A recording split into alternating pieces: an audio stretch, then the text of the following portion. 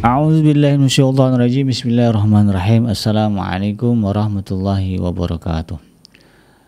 Alhamdulillahirabbil alamin wassalatu wassalamu ala nabiyyina Muhammadin wa ala alihi wa ashabihi ajmain. Ya alimallahu ma alimna ma yanfa'una wanfa'na bima 'allamtana wa zidna ilma.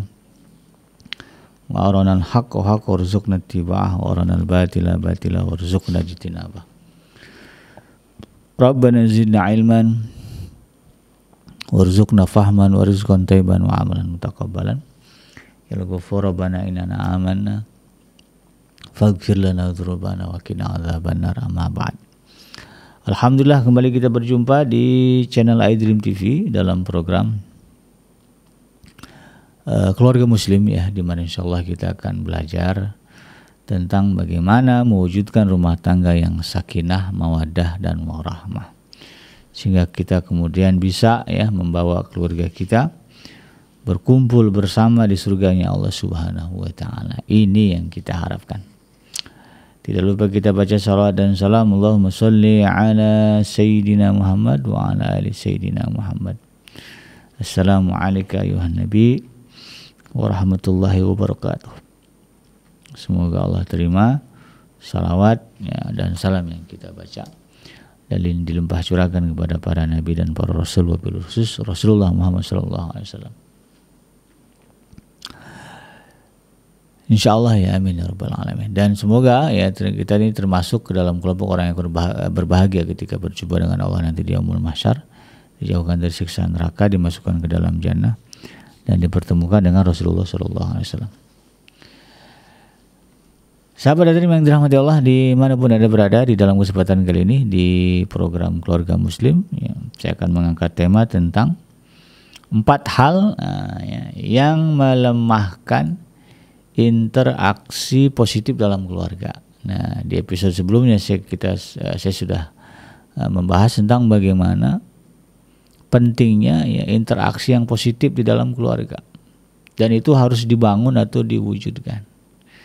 Ada beberapa langkah yang bisa kita lakukan di dalam membangun interaksi positif di dalam keluarga, ya. Di antaranya diskusi, ya, dengan anak-anak, dengan keluarga. Nah, di dalam hal itu ada 4 hal yang harus kita hindari, ya, harus kita cegah, ya, atau paling tidak kita ya, kita pertimbang-timbangkanlah untuk kemudian tidak mudah kita melakukannya. Ya, jadi ada 4 hal. Ya. Yang pertama, ya, adalah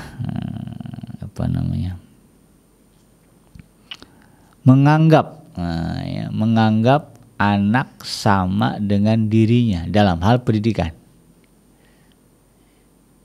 Ya, di dalam hal mendidik, ya, menyamakan anak dengan kita sebagai orang tua. Artinya apa? Saya aja dulu, ya, sama bapak saya, sama tetangga saya, ya, sama lingkungan saya, ya, begini. Lalu kemudian hal yang sama dia terapkan kepada anaknya. Ini yang saya maksud, ya. Jadi hal seperti ini harus dihindarkan. Ya, kenapa? Ya, karena memang konteksnya, ya, antara kehidupan anak kita dengan kehidupan kita pasti beda, ya. Maka jangan salahkan kemudian, ya, kalau hal-hal seperti ini, ya, terjadi, ya, atau dilakukan oleh orang tua, maka kemudian akan ada anak-anak, ya, atau istri-istri, gitu, ya, atau suami-suami, ya, suami nganggap istri sama aja kayak dia, gitu. Padahal kan backgroundnya beda. Atau istri nganggap aja suami saya itu sama kayak saya, padahal backgroundnya kan beda.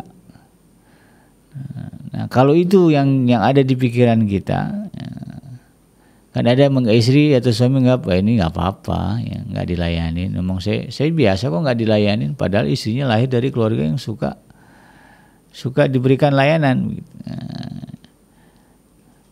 Atau nggak apa-apa suami saya mandiri, padahal suaminya ngarepin itu, dia pengen dilayani, gitu, tapi nganggap istrinya mandiri sebagaimana diri dia, ya, tidak suka dilayani, gitu kan. Nah, ini jadi masalah nanti, sahabat itu. Nah, kalau ini terjadi, ya, apalagi dilengkapi dengan 4 hal yang lainnya, Maka jangan salah ya, sebagaimana Allah sebutkan di dalam surat At-Taghabun ayat yang ke-14, a'udzubillahi minasyaitonirrajim, ya ayyuhallazina amanu inna min azwajikum wa auladikum aduwwan lakum fahdharuhum.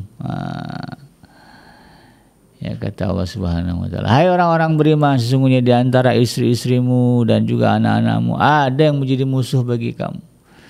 Maka istri, anak ya, itu mungkin juga suami.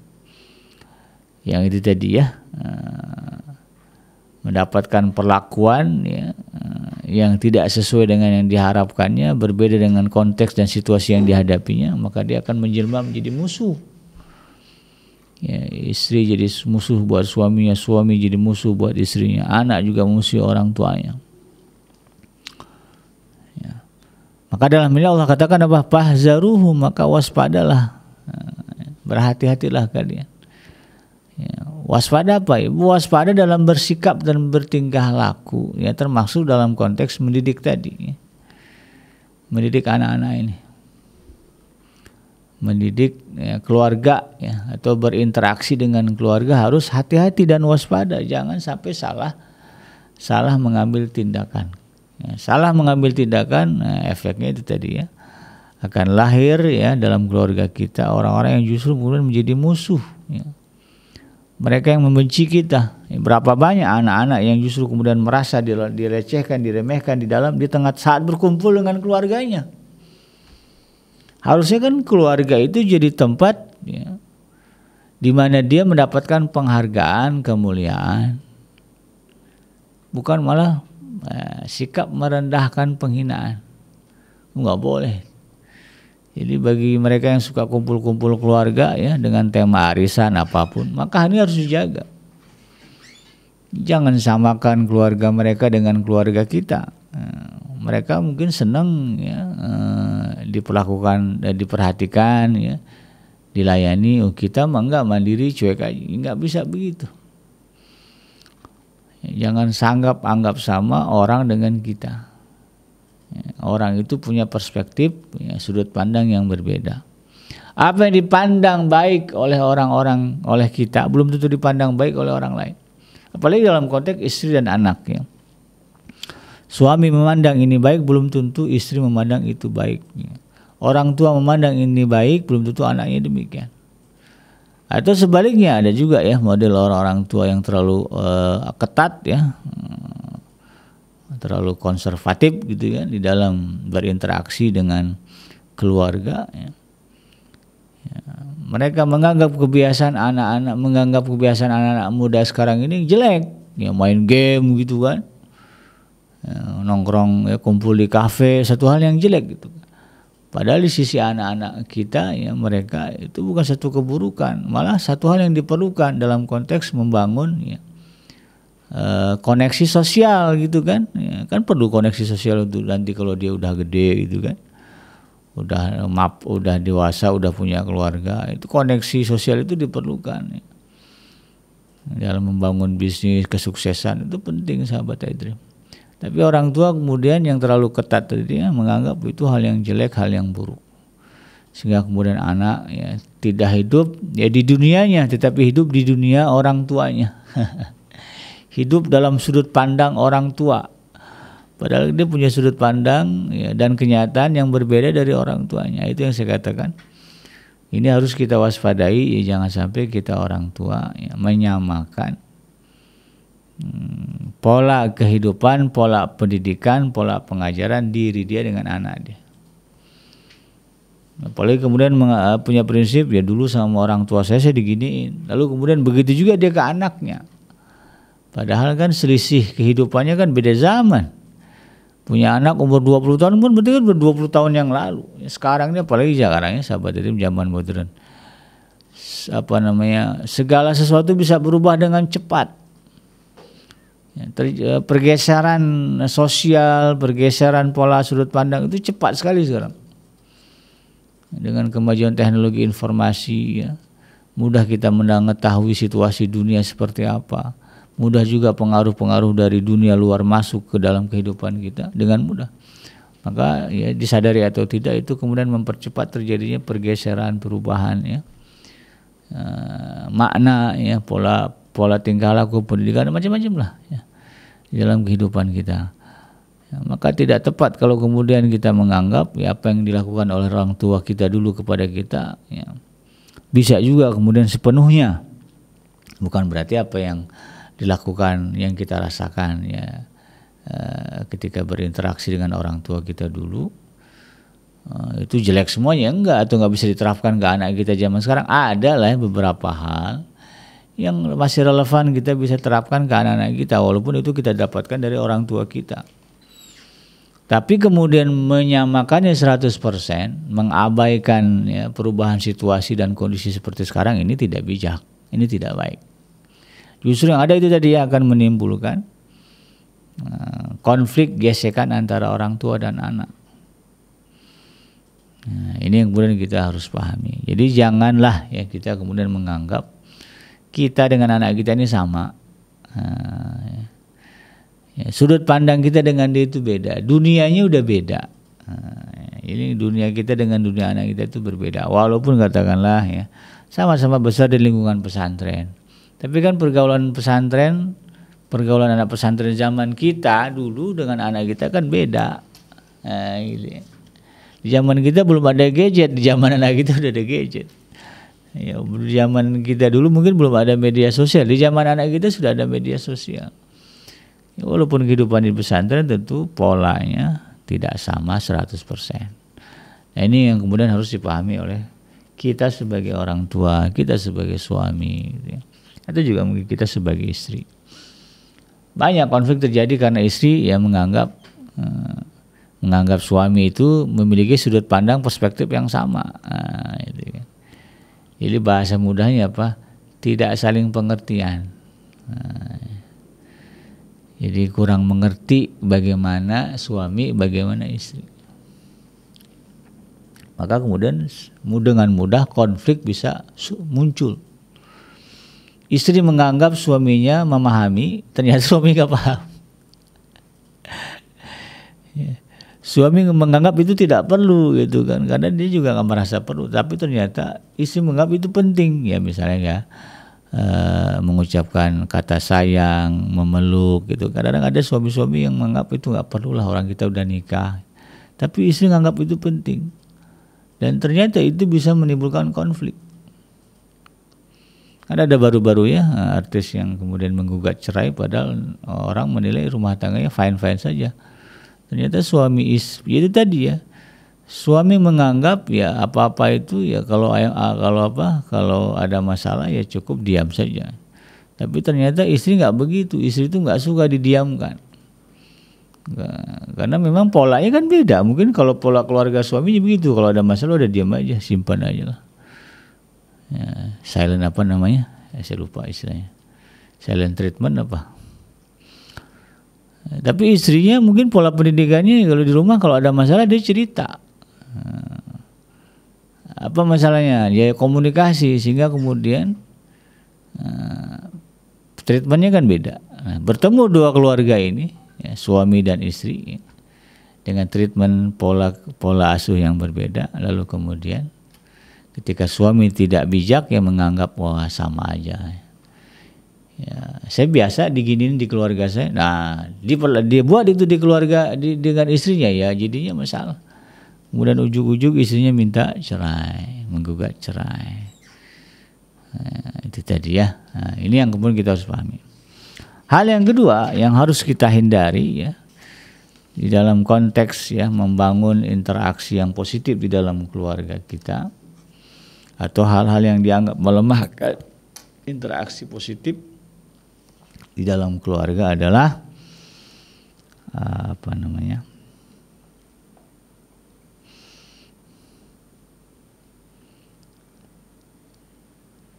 bersikap berlebihan ya, di dalam menyikapi kesalahan anak, yaitu sikap berlebihan dalam menyikapi kesalahan, baik kesalahan suami, kesalahan istri, atau kesalahan anak, atau kesalahan anggota keluarga, misalnya ada mertua gitu ya. Nah, ketika kita sebagai istri, sebagai suami, atau sebagai anak juga sama lah ya, kemudian terlalu berlebihan menyikapi kesalahan yang dilakukan oleh anggota keluarga kita, maka ini kemudian menjadi poin kedua yang sangat bisa melemahkan interaksi positif dalam keluarga. Kalau ini terjadi, sikap berlebihan ini sering muncul ya di dalam keluarga kita ketika menyikapi kesalahan, maka nanti akan terjadilah itu ya, akan terbangunlah ya barrier ya, atau penghalang yang besar di dalam interaksi antara keluarga ya, terutama mereka yang sering sering diperlakukan itu tadi ya, kalau terutama mungkin dalam hal ini anak lah ya. Anak sering diperlakukan secara berlebihan oleh orang tua ketika mereka melakukan kesalahan. Dan memang dalam hal ini sahabat hadirin yang dirahmati Allah, ya, kan Rasulullah mengatakan khairul umur awsatuha. Sebaik-baik perkara itu yang di tengah. Ya. Sama halnya ketika kita menyikapi kesalahan anggota keluarga kita. Apalagi kalau kesalahan itu wilayahnya bukan dosa besar. Ya kalau dosa besar bedalah ceritanya ya. Tapi kalau di luar dosa-dosa besar, kemudian disikapi secara berlebihan, ya ini kemudian akan menimbulkan mungkin perasaan marah, kecewa, ya, bisa jadi juga dendam, amarah ya. Dari anak kita, suami kita, istri kita, orang tua kita, siapapun lah yang dalam keluarga kita. Dan itu kemudian akan menyebabkan mentoknya terhambatnya interaksi positif kita dengan keluarga kita. Maka yang muncul apa nanti? Akan ada perang dingin. Ya, menantu dengan mertua, suami dengan istri, orang tua dengan anak. Ya, karena itu tadi ya sering diperlakukan secara berlebihan. Ya, kalau bukan wilayahnya masih wilayah bukan dosa besar. Ya. Maka sikapilah dengan bijak, jangan berlebih-lebihan. Ya. Udah 3 hari masih juga dibahas. Ya. Udah masalahnya pagi, malam masih dibahas lagi. Nah, ini kayak gini-gini membuat orang kemudian merasa tidak dihargai. Ya kalau anak-anak itu kan, kalau suami apalagi ya, diungkit-ungkit aja. Ya. Udah kejadiannya udah 2 tahun yang lalu ya, begitu ada pemantiknya muncul lagi. Nah, itu sikap yang tidak benar, yang akan menimbulkan apa? Menimbulkan hambatan yang besar di dalam membangun interaksi yang positif ya, antara kita dengan keluarga kita. Ya, gimana caranya biar kita tidak berlebihan? Ya sudah ya, sebagaimana Allah nasihatkan di dalam Al-Quran ya, bahwa orang-orang yang akan mendapatkan surganya Allah itu adalah wal afina anin nas, wal kaziminal ghaidha wal afina anin nas.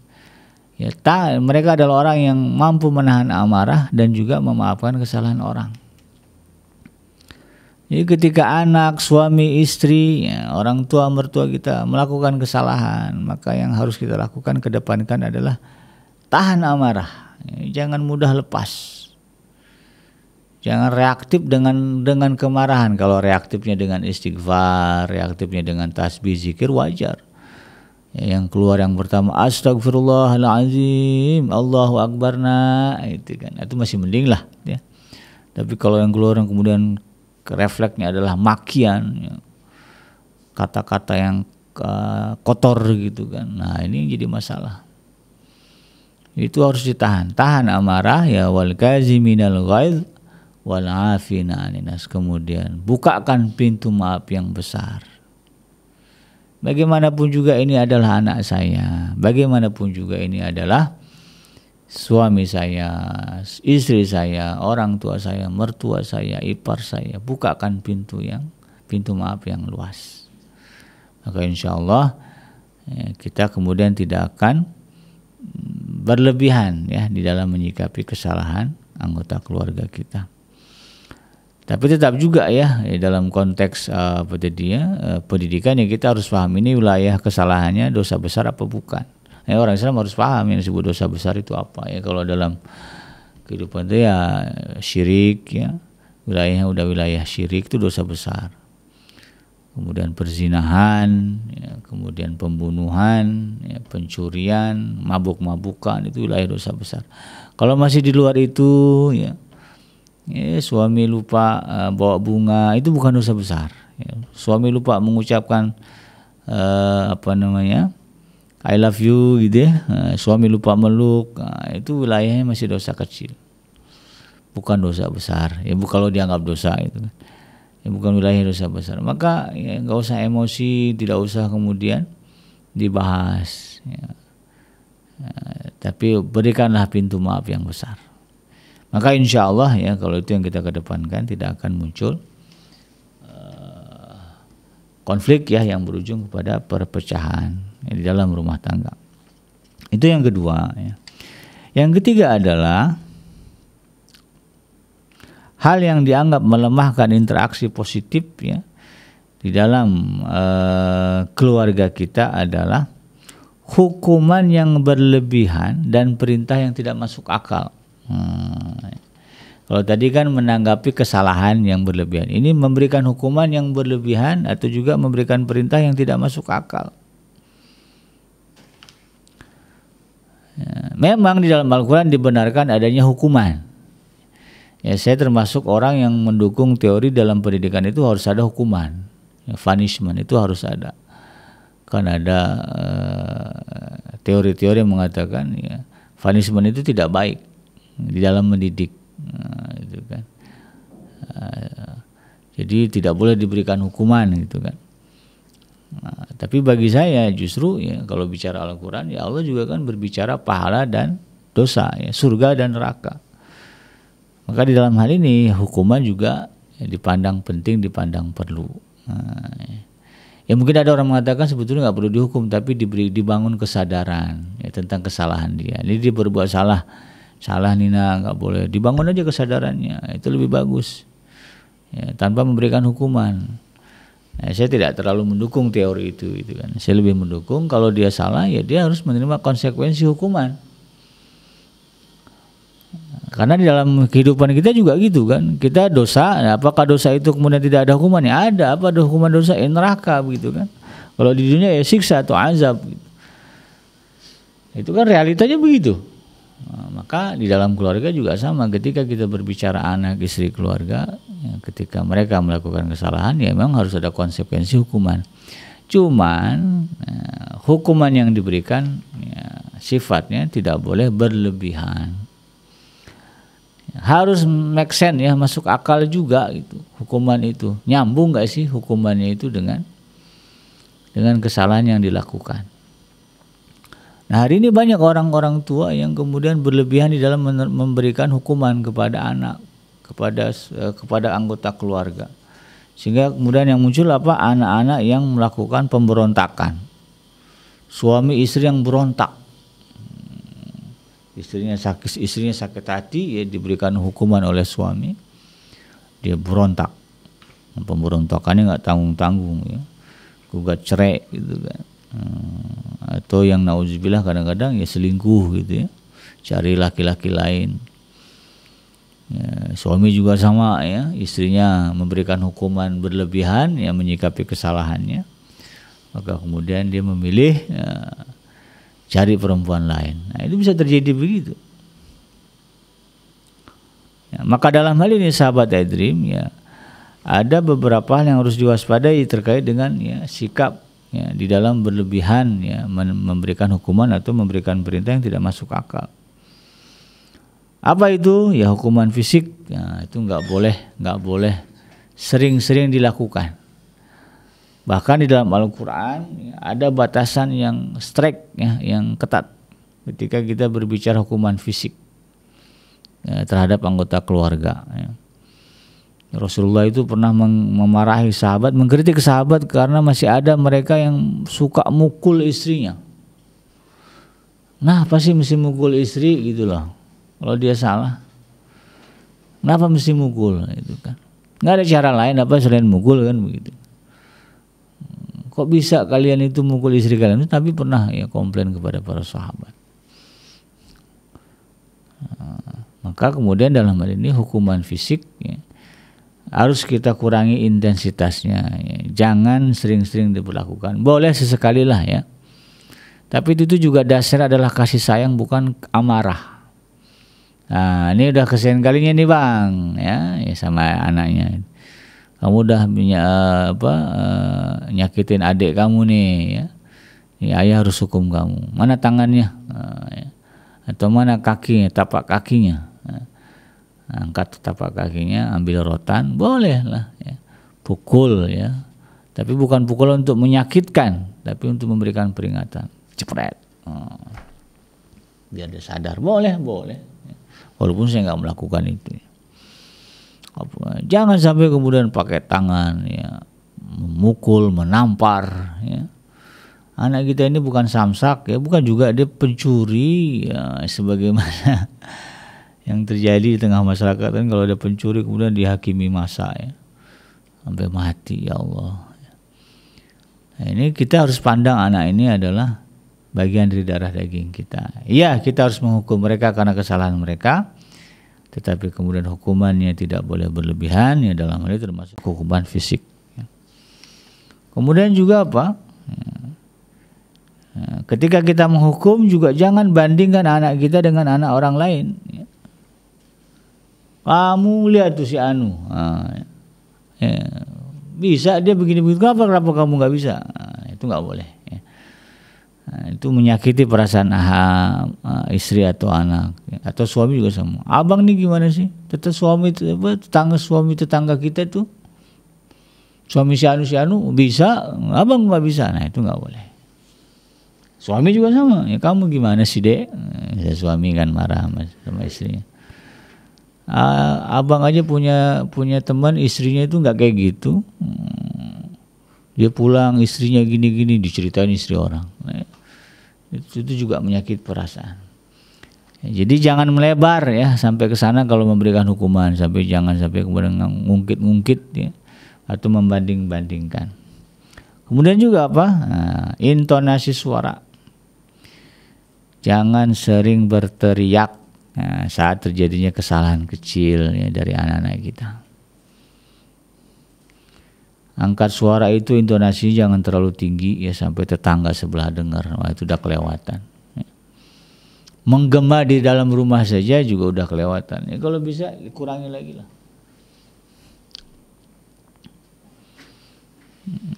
Kalau sampai anak kita sering dibentak, ya, sering berteriak, ya, itu nanti akan menyebabkan anak-anak kita mudah panik di dalam menghadapi situasi rumit. Bisa jadi itu orang-orang yang latah itu ya, sahabat Edrim, karena sering diteraki, ya, sering mendengar teriakan di dalam rumah. Maka jadilah kemudian anak-anak yang latah, gampang kagetan. Nah, itu kasihan juga lihatnya, jadi bahan bullying juga itu. Nah, itu kan efeknya jadi itu ya ke mental. Jadi nggak boleh sering-sering marah-marah, teriak-teriak mau gitu. Kemudian juga jangan terlalu sering memberikan nasihat lah ya. Artinya ada lah ya momen-momen gitu kan yang harus kita pilih dalam konteks memberikan nasihat. Sering-sering memberikan nasihat ibarat makan mah ya sahabat Edrim, sama aja. Orang tuh kan ada masa kenyangnya. Kalau udah kenyang jangan dijejelin juga, itu nanti muntah dia. Nasihat juga sama, ya kita tahu anak-anak ini perlu nasihat kebaikan, tapi kan dia kan perlu mencerna, memikirkan, merenungkan, kemudian mengaplikasikan apa yang dinasihatin orang tua. Belum selesai nasihat kemarin, datang lagi nasihat baru, anak kita nanti jadi mual ya. Istri kita juga mual, abang ini nasihatin mulu gitu. Suami juga sama, kamu nih dari dulu nasihatin mulu gitu. Jadi nasihat itu ya, intensitasnya harus diatur. Ya, kalau ada jadwal rutin bolehlah sepekan sekali ya. Atau kalau dalam satu hari ya, setiap hari mungkin sebelum tidur kumpul boleh ya. Atau habis sholat subuh ya, bacain kitab ya, bacain hadis, bacain ayat boleh ya, bagus. Ya, tapi kan ya itu terjadi hanya sekali gitu kan, tidak kemudian berulang-ulang.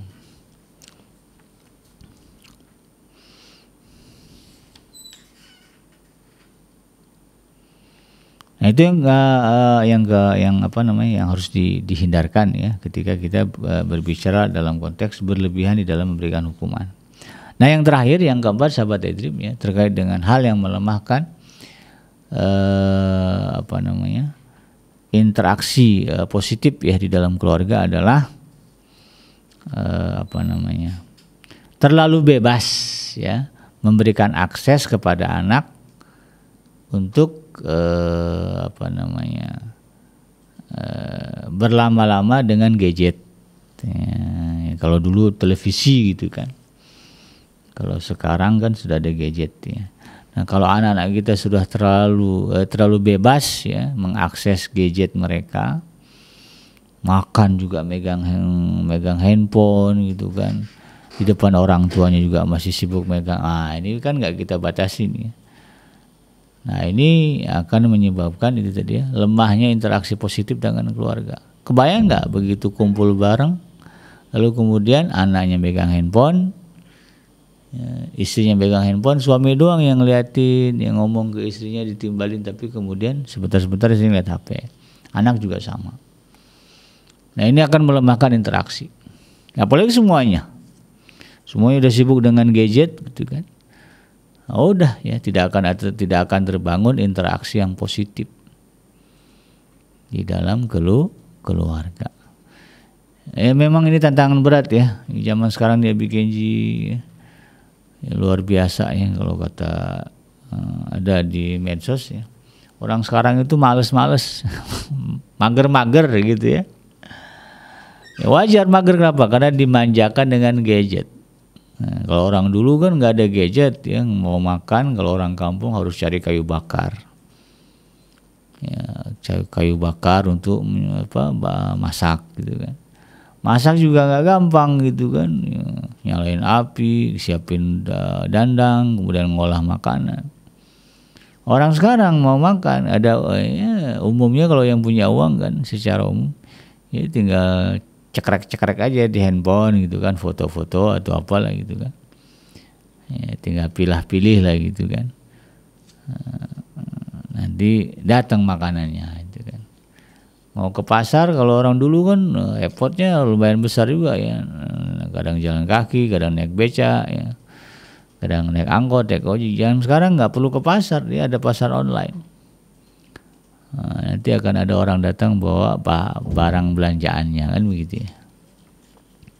Jadi tantangan itu memang zaman sekarang ya. Tapi ya kita harus bisa ya sahabat iDream untuk menyadarkan anggota keluarga kita bahwa kita hidup tidak hanya di dunia maya, tetapi juga kita hidup di dunia nyata. Kamu hidup dengan ibu, dengan ayah, ya. Kamu punya adik, kamu punya kakak. Maka kita harus ada interaksi nyata ya, di dalam keluarga. Gimana caranya bikin ya sebisa mungkin kalau makan bareng lah ya. Kumpul anak, suami, ya ayah ibu, ya anak-anak, ya kalau ada ipar ya kumpul bareng, makan bareng. Aturannya kalau udah makan nggak boleh pegang handphone. Itu kan. Handphone disimpan dulu, makan bareng-bareng. Masih ada nih BKJ anak saya yang suka begitu ya, diingatkanlah, disadarkan dia, supaya kemudian ada interaksi nyata antara kita dengan anggota keluarga kita. Ya. Insya Allah kalau ini kemudian kita upayakan, maka interaksi antara kita dengan keluarga kita akan semakin kuat, semakin positif. Ya. Demikian sahabat iDream ya, mudah-mudahan bermanfaat.